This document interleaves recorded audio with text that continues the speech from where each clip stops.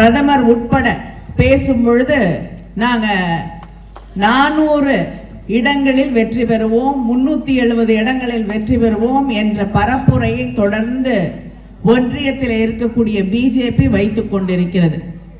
ஆனால் அந்த நேரத்தில் தான் அவர்களுக்கு எதிராக நாம் வைக்கக்கூடிய வாதம் இந்தியா வெல்வது நிச்சயம். இதில் 2 அர்த்தங்கள் இருக்கிறது. ஒன்று, பாஜக மறுபடியும் ஆட்சிக்கு வந்தால் இந்திய நாடே தோற்று போகும் என்பதை நாம் புரிந்து கொள்ள வேண்டும். அவர்களுடைய வெற்றி என்பது இந்த நாட்டின் தோல்வி. இன்னொன்று, நம்முடைய கூட்டணியாக இருக்கக்கூடிய இந்தியா என்ற அந்த கூட்டணி வெல்ல வேண்டும். கர்நாடகாவிலே பிஜேபி தூக்கி எறியப்படும் என்ற அந்த நிலை வரும் என்பதை எத்தனை பேர் எதிர்பார்ப்போம்?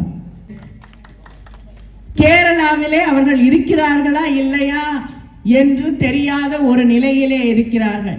தமிழ்நாட்டில் அவங்கள பத்தி நம்ம பேசவே வேண்டிய அவசியம் இல்லை என்ற நிலையிலே இருக்கிறார்கள். இப்படிப்பட்ட ஒரு நிலையிலே நாம் தன்னம்பிக்கையோடு இருக்க வேண்டும்.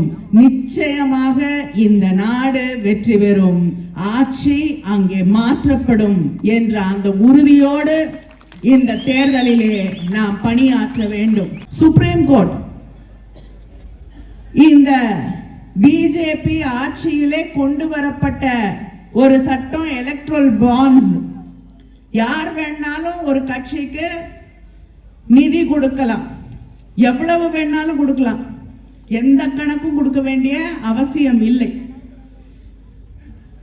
ஆட்சிக்கு வந்த பிறகு அவர்கள் இந்த எலக்ட்ரல் பாண்ட்ஸ் கொண்டு வந்த பிறகு 2018 அவங்களுக்கு வந்த எலக்ட்ரல் பாண்ட்ஸ் 210 கோடி, 2019 1450 கோடி, 20 2505 கோடி, 22 1033 கோடி, 23 பிஜேபிக்கு வந்த பணம் 1294 கோடி, மொத்தம் 6564 கோடி.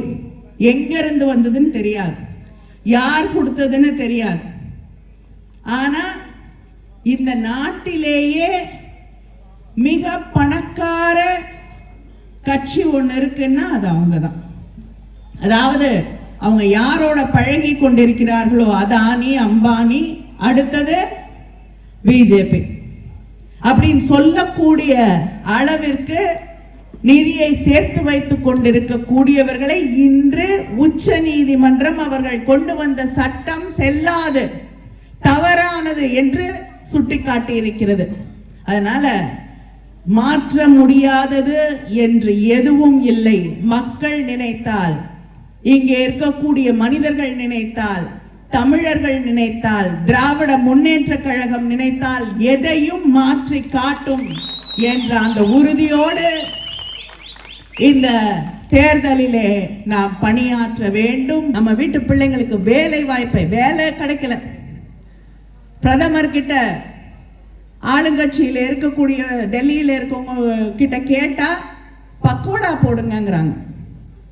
வேலை இல்லைன்னா பக்கோடா போடுறது கூட ஒரு வேலை தான், அந்த வேலையை செய்யுங்கிறாங்க. இதை சொல்றதுக்கு நீங்க எதுக்கு இல்லையா? டெல்லி, பாம்பே என்று பல்வேறு சூரத் என்று பல்வேறு இடங்களிலிருந்து இங்கே தைக்கப்பட்ட துணிகளை வாங்கி செல்வதற்காக கூட்டம் கூட்டமாக வியாபாரிகள் வந்து கொண்டிருப்பார்கள் என்று அந்த நிலையை மீண்டும் கொண்டு வருவோம். மறுபடியும் எல்லோரும் திரும்பி பார்க்கக்கூடிய ஒரு இடமாக இந்த பகுதியை மாற்றி காட்டுவோம். வரக்கூடிய தேர்தலில் இந்தியா வெல்லும், இந்திய நாடு வெல்லும். 40 நமதே, இந்த நாடும் நமதே. நன்றி, வணக்கம். செய்திகளை உடனுக்குடனும் துல்லியமாகவும் தெரிந்து கொள்ள சப்ஸ்கிரைப் பண்ணுங்க.